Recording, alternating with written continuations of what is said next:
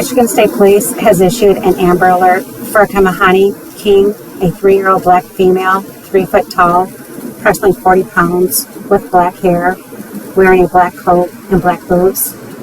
Kemahanni was inside a black 2006 Chrysler 300 with Michigan license plate of EQQ8148 that was stolen from the 15,400 block of Schoolcraft Road in Detroit on February 24th at approximately 11:15 p.m.